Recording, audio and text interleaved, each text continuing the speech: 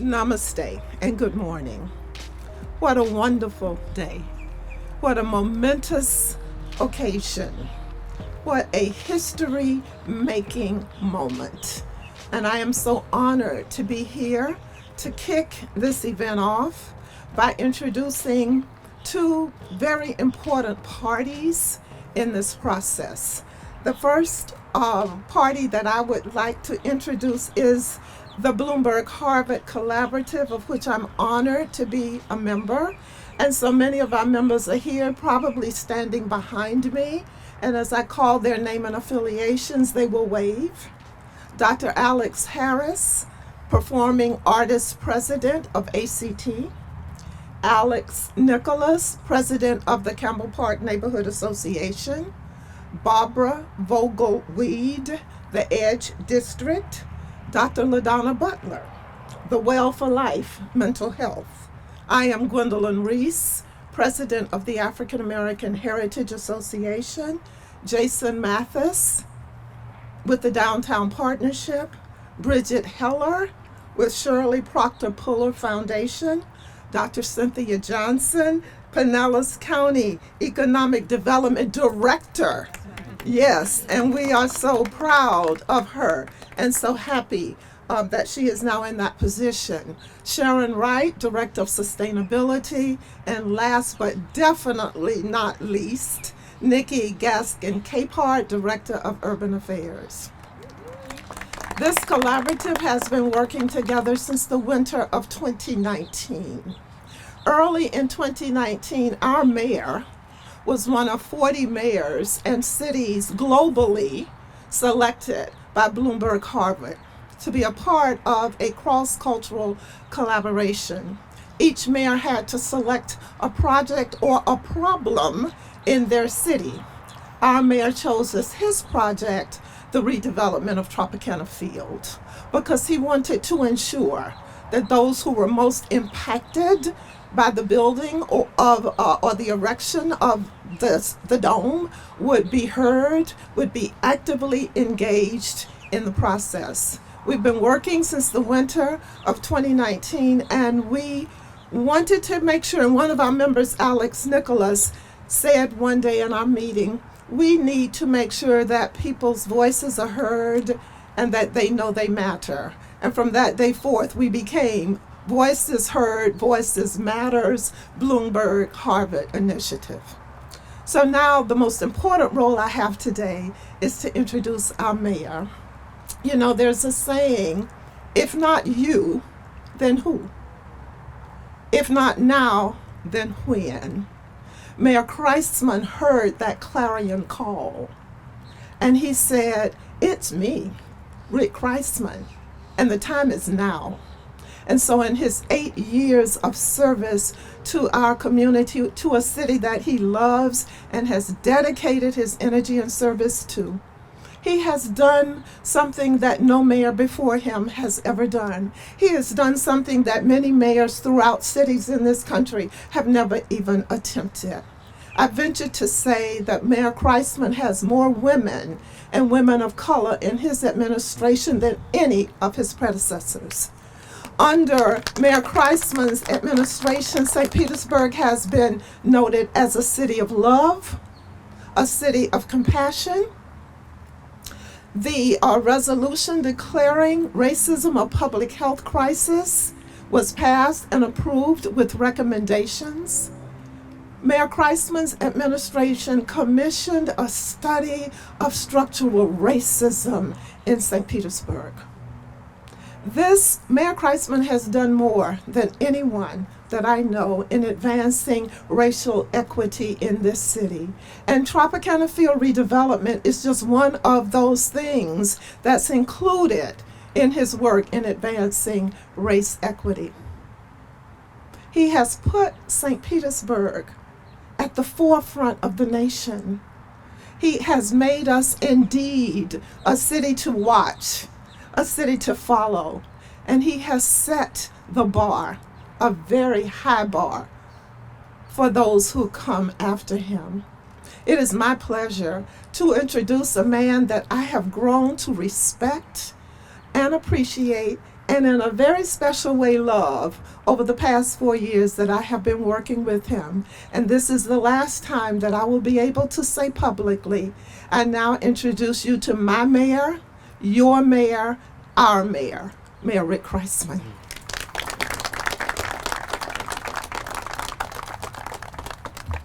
Wow. Thank you, Gwen. And I also want to say thank you to the Voices Heard, Voices Matter Bloomberg Harvard team for all of your hard work, and I know the work you will continue to do. So good morning, everyone, and welcome to Campbell Park. This is certainly a very good morning. The sun is shining on St. Pete today, on the people of our community, this community, and on the future of the site that is behind me.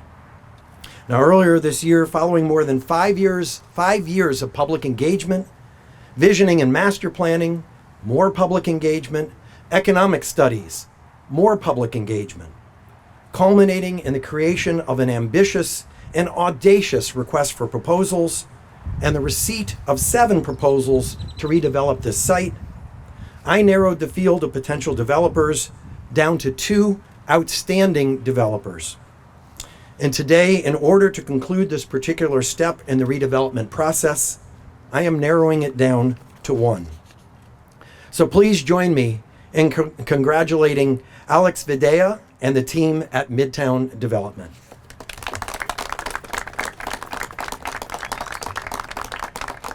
Now I'll bring Alex up here in just a moment, but first, I want to thank those that are standing with me today, those that are watching, our City Development Administrator, Alan Delisle, and his team, and really everyone who has added their voice and has been a part of this extensive process.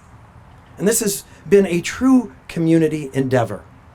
And if done right, will continue to be a community endeavor for many, many years. It's really an illustration of what St. Petersburg is all about. We are a people-powered city. And this site that is behind me, as evidenced by the 21 guiding principles that Midtown Development has committed to satisfying, will be powered by the people of St. Petersburg. Now, I chose this development company, Midtown Development, for many reasons.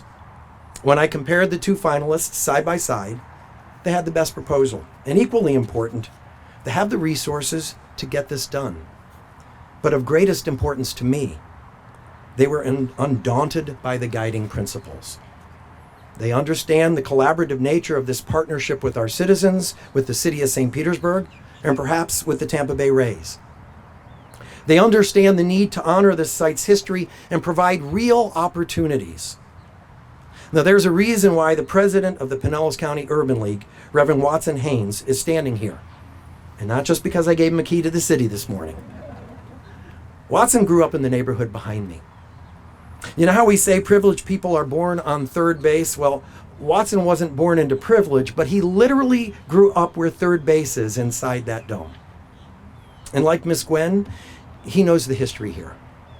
He knows where we've been, and he knows where we need to go. Much like the vision statement we crafted 8 years ago says, we will honor our past while we pursue our future.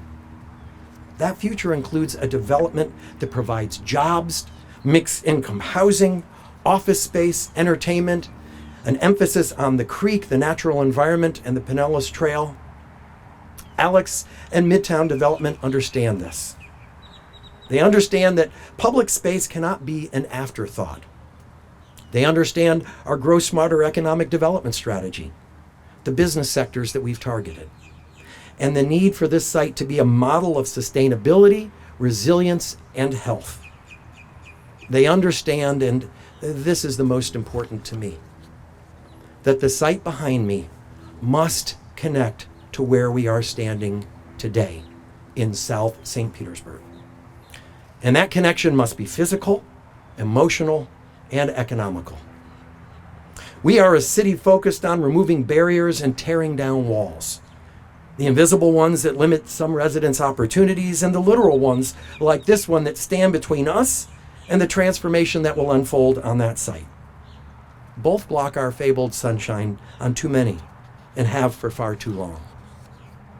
We have done much these past 8 years to achieve our goal to create a more equitable St. Pete, but there remains much work to do. And that means moving forward with the process to redevelop the Tropicana field site, with or without a baseball stadium. And the Tampa Bay Rays will help solve that outstanding question. Now, at this point, I'd like to ask Alex to say a few words. Alex built a neighborhood in Miami, an inclusive, active neighborhood with a real sense of place. Deputy Mayor Tomlin, Alan Delisle, and I saw the Midtown project up close, and it is impressive. And I have to add, as mayor, I get to meet a lot of developers, and I can tell you that Alex is different. He's passionate about this project and about this city. And that passion will shine through as this site comes together. So I'm going to turn the microphone over to Alex for a few. Thank you, Mayor. It's really, we're very honored with this opportunity. Quite the process. When we heard there, city and staff wants, to accomplish a couple of things on the site. When we heard there was 21, we were a little bit blown back, but it really boils down that what now the real work starts. What we're trying to accomplish is, and we will accomplish, is turn this from a project to a neighborhood that's filled with opportunity, life, and diversity.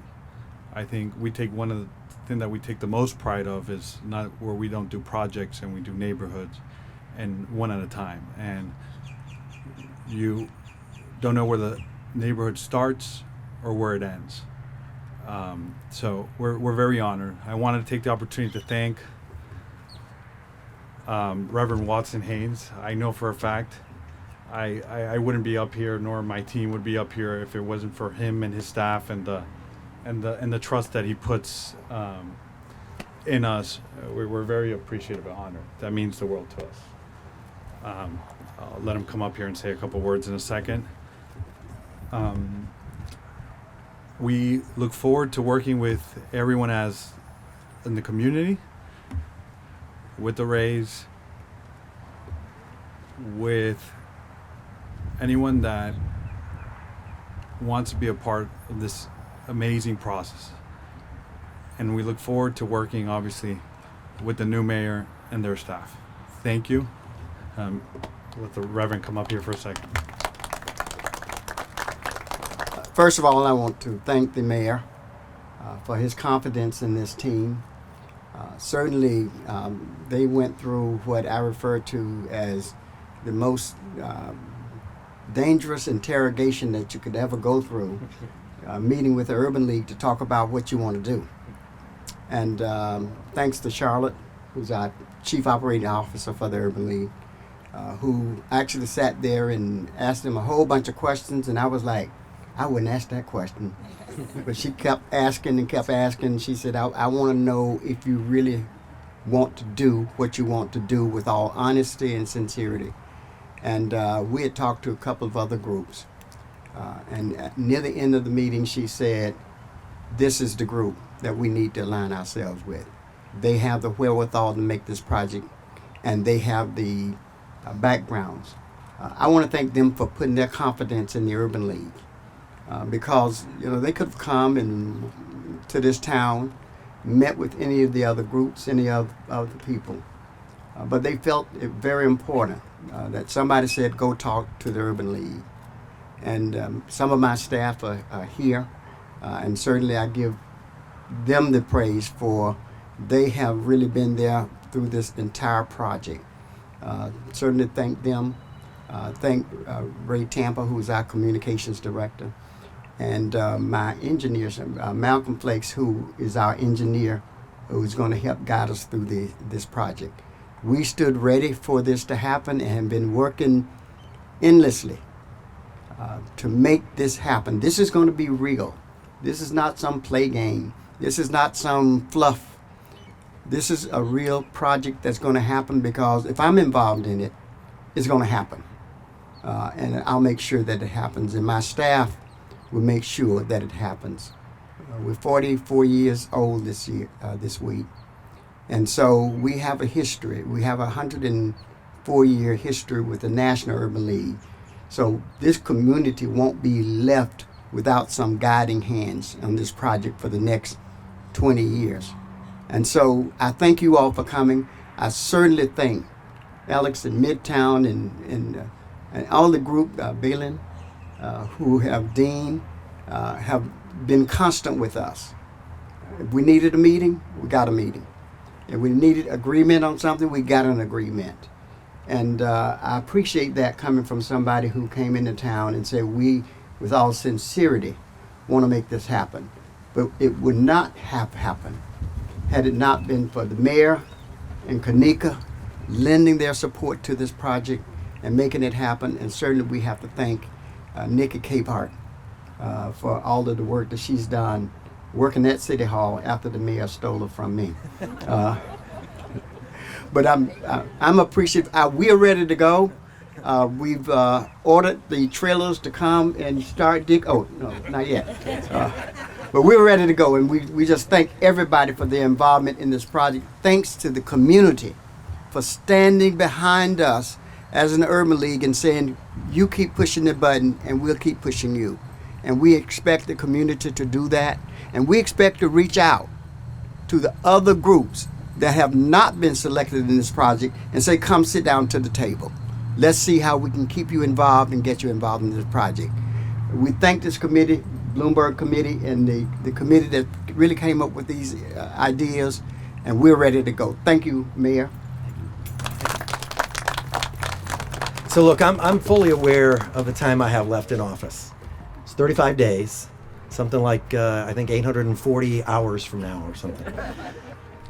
But it was important that I make this decision, not in the heat of a mayoral contest where it could be unnecessarily politicized, thereby trivializing the importance of the decision, but when all the facts were in, including learning who the next mayor would be. And I am comforted by the conversations I've had with Mayor-elect Welch. He gets it. He knows we can't start this process over. And I expect him to join me and Alex soon as we chart out our next steps, including the creation of a term sheet and ultimately a development agreement. Now this project, the redevelopment of the site, it's a generational project. It will transcend administrations. I may be the first mayor to hand this off, but I won't be the last. And I trust that City Hall, including the next mayor and future mayors and future city council members, working in partnership with the community and Midtown Development, will continue to move this process forward. Remember, this is not a mayoral project. This is a St. Petersburg project. It is the biggest and most important one yet.